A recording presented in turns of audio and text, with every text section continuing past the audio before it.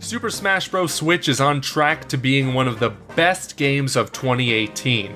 The announcement of a new Smash Bros. Game undeniably brings with it a wave of hype that spans the globe.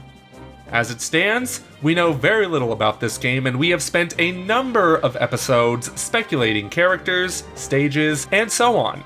But one question we really want answered is how single player will be incorporated inside Super Smash Bros. Switch.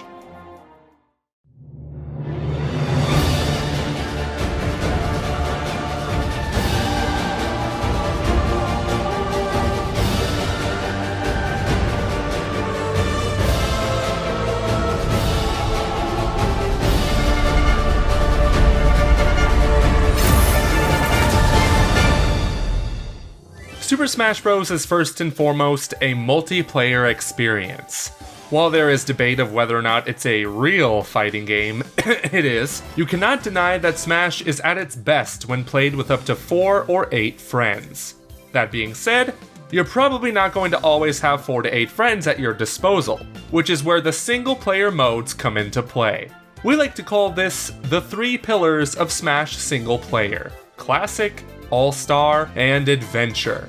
Yes, there are also the events which pit you against different challenges, including the infamous Giga Bowser, but 3 pillars sound cooler than 4, so bear with me. Each of the 4, or in this case 5, Super Smash Bros. Games have incorporated single player in dramatically different ways. The first game on the Nintendo 64 had a single player which we now know as Classic Mode. Each character goes through a different set of challenges that will eventually lead them to the Master Hand, or both Master and Crazy Hand, depending on your difficulty. This mode has been in every single Smash Bros. Game to date, with Smash 4 incorporating branching paths. Safe to say, we'll be seeing a return to this mode with Super Smash Bros. Switch. Then there is the All-Star mode, which earns its name. Introduced in Melee, this is by far the most hardcore mode out of the 3, pitting you against the entire game's character roster, leaving you with only 3 heart containers to use sparingly, though Smash 4 was more generous in that aspect. Depending on the difficulty you choose, it can be extremely brutal. Since this has been in every game since Melee, we assume no exception will be made for the next one. Now then, the third pillar, Adventure. Having also been introduced in Melee, this mode has been in a weird spot since then. For one, it wasn't even in the last Smash Bros. For Wii U and 3DS. Instead, we got the likes of Smash Run on the 3DS and Smash Tour on the Wii U. What the hell was Smash Tour anyway? Like, did anyone play this mode? I mean, really, I tried it once and I didn't even know what was going on. Maybe don't put this in Smash Bros. Switch. We love you, Sakurai, but don't. When it started in Melee, Adventure Mode was fairly simple. It acted as a dedication to the Nintendo IPs represented in the game, with the first couple of levels being Mario and Zelda ones. After that, you would try to escape Brinstar after battling Samus, fight some Kirbys, try not to get run over, and end it with Bowser. It was cool when it came out, but there wasn't much to differentiate itself from the Classic and All-Star modes, especially since you're doing the same thing over and over again. Masahiro Sakurai knew that he had to make drastic changes to the Adventure formula if it was going to return with Classic and All-Star mode in Super Smash Bros. Brawl. The result was something flawed, yet unforgettable: the Subspace Emissary. No longer would you have to play through the same adventure mode as every character. The Subspace Emissary was the story mode for Super Smash Bros. Brawl. That's right, story mode. The whole appeal behind Super Smash Bros. Is the interactivity between characters who don't even belong in the same universe. I mean, where else are you going to find Snake and Lucario in the same cutscene? Sorry, Marvel. This was the most ambitious crossover event in history. This is the stuff of my childhood dreams. Well, you totally did my boy Sonic wrong by throwing him at the last possible second, but whatever. Arguably, the best part about the Subspace Emissary is that it was the easiest way to unlock all of the characters. That's right, you can go into Super Smash Bros. Brawl without knowing who the entire character roster was and be totally surprised when you unlocked Toon Link. It's pretty great. That said, Subspace Emissary is not perfect. It's a little too long, especially with the overdrawn final levels, and the fighting style of Smash doesn't welcome itself to lengthy play sessions in a single-player campaign. And some people complain that the story is just plain bad and too fanservice-y. Too fanservice-y. What do you think Smash Bros. Is about? Yes, the fighting gameplay has solidified the legacy of the series, especially in Melee, but do you think that's what drew us into Smash in the first place? No! It was the powerful Nintendo IPs and the later inclusion of third-party characters. Where do you think most of the hype behind Super Smash Bros. Comes from? First and foremost, it's the characters. Super Smash Bros. Is a celebration of video games past, present, and future. We won't deny it's mostly a celebration of Nintendo's IPs, but the last game introduced Mega Man, Pac-Man, Ryu, Bayonetta, and freaking Cloud Strife. Final Fantasy VII never appeared on a Nintendo console, and yet Cloud's legacy alone earned him that spot. Seeing these characters on the same screen together is nothing short of magical. Still, we kind of want more. As cool as it is to see the characters together, they always have the same blank expressions on their faces.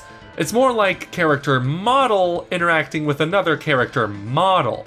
This is the itch that Subspace Emissary scratched for us. Using well-animated cutscenes, we saw these characters do more than just fight. Even though there was no voiced dialogue, there were real interactions, character development, and progression between all these Nintendo characters and that one Konami character. Look, we're not going to act like the plot in Subspace Emissary was amazing. It had about as much depth as a Warriors game. But having all of Nintendo's mascots big and small together in one cohesive story was something truly special. When Super Smash Bros. For Wii U and 3DS was released without a similar adventure mode, most of us went through a classic case of, you don't know what you got till it's gone. And not just because of the ice climbers. Sakurai decided against implementing an adventure mode like the Subspace Emissary for an interesting reason. Unfortunately, the movie scenes we worked hard to create were uploaded onto the internet. You can only truly wow a player the first time he sees a cutscene. I felt if players saw the cutscenes outside of the game, they would no longer serve as rewards for playing the game, so I've decided against having them. Of course, times have changed since then, so we wouldn't be surprised if Mr. Sakurai has changed his mind. Because we really want there to be a new adventure mode in Super Smash Bros. For Switch, whether it be a sequel to the Subspace Emissary or something new. Perhaps the more sinister tone of the first Smash Bros. Trailer implies that there will be such a mode, since that aesthetic resembles that of the evil Subspace Army. By the time Super Smash Bros. Switch will be released, it'll have been over 10 years since Super Smash Bros. Brawl launched on the Wii. Perhaps the Subspace Army has planned a form of retaliation in that span of time. Plus, now is a greater time than ever to have a story in Super Smash Bros. We're living in an era where crossovers are a bigger deal than ever before. Just look at how much money the Marvel films have made. Think of a Super Smash Bros. Single-player story that is as epic as Avengers Infinity War. And it wouldn't just be Nintendo characters this time. The third-party characters from Smash 4 would come back, including some of the characters we listed in our wishlist videos. It wouldn't just be Nintendo Avengers, it would be video game Avengers.